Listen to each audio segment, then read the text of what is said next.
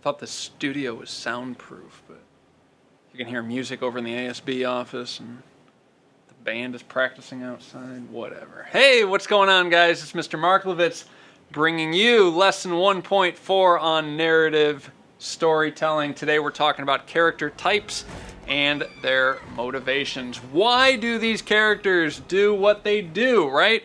Well, they have to have some sort of motivation, right? You've got a protagonist. They're going on this journey. We as an audience need to know, why are they going on this journey, right? Are they doing it because they want more money? Because they want to fall in love? They need respect? They want fame? They're trying to survive? They're lost in the woods and they need to get out? They're looking for revenge, right? It's Hamlet getting revenge on his uncle for killing the dad. All of these things, right? These motivations need to be addressed early because the audience has to care about why they're doing what they do, right?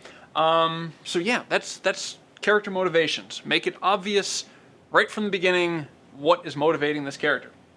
Then we have different character types, right? What role does our characters play in? What role does our character play in narrative?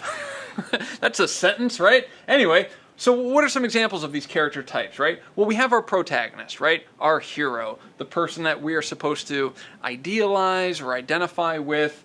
They're the ones whose journey we care about, right? They're the ones who, again, we're supposed to sort of identify their motivation and see ourselves filling that role, right? Then there's the antagonist, right? The villain, the person who's trying to prevent the protagonist from achieving their goal. We've got the love interest, the confidant, the friend who helps them along the way. The foil, that's a good character type that you might know for your English class. A foil is just not necessarily an antagonist, although sometimes they are. The foil is just that character that has all of the opposite traits that your protagonist has, right? If Hamlet is the protagonist, then the foil might be Laertes, right? Who's not necessarily the villain in Hamlet, but sort of has all of the qualities that Hamlet lacks, for better or worse, right? The tertiary characters or the secondary characters, the stock characters, whatever, okay? These character types should be obvious to the audience. Let's take a look at this scene from The Good, the Bad, and the Ugly, right? You have three men out in the middle of this graveyard, and it should be obvious to the audience, even if you just are watching this scene. If this scene is your only context, you should be able to identify who's the good guy, who's the bad guy, and who's the ugly guy just by looking at their faces, their clothing, and the casting, right? You probably recognize Clint Eastwood, even if you've never seen a Clint Eastwood movie. You maybe recognize that he's typically the hero, right? So he's probably the good guy, right? This guy's wearing all black. He's probably the bad guy, right? So these character types should be obvious to the audience through their action, through their costuming, and through their casting, right? If you want to make the audience love your character right from the beginning, have them do something noble. There's the famous screenwriting book, Save the Cat, right? Where it's suggested that, hey, if you want to get the audience on your side, have your protagonist save a cat. Have them do something good, even if it doesn't matter to the plot, right? That way the audience will go, well, they're pretty good. That's a good person. I'm rooting for them, right?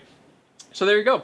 Character types, motivations. Your lab assignment for this week, guys, I want you to explain the motivation for 3 of the characters from your script that you wrote last time, right? You all wrote your scripts. You've got your A stories and your B stories and your parallel stories, and they're hitting that 8-point story circle, right? So now I want you to, on a separate sheet of paper or in a Google Doc, explain the motivation for 3 of the characters, not all of them, just 3.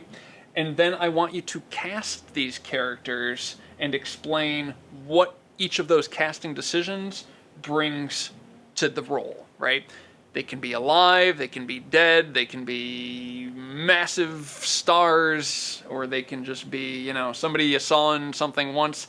It can be you, cast yourself, I don't care. But I want you to cast just these 3 roles, right? The ones that you explain their motivation for, and then explain why. You explain your casting decision, right? What do they bring to the role, right? I want to cast Marilyn Monroe, even though she's been dead since 1960-something, because I need a blonde bombshell, and she provides, that better than anyone. Okay, whatever it might be. Okay, speaking of Marilyn Monroe, your film for this week is Some Like It Hot. I will talk about it in a lot more detail very, very shortly. It's from 1959. Considered, one of the greatest, if not the greatest comedy ever made, starring Marilyn Monroe, Jack Lemmon, and Tony Curtis. And getting back to motivations and character types, Tony Curtis and Jack Lemmon are friends in the beginning of the film. And in the beginning of the film, they're motivated to leave Chicago because they witnessed a gangland murder, and they need to get out before the mob kills them, right?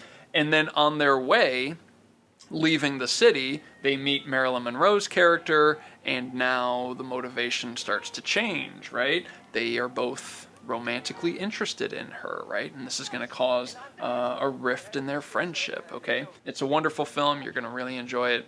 It's older than your grandparents probably, but it's still worth your time, all right? We'll talk about it later. If you guys have any questions, obviously let me know.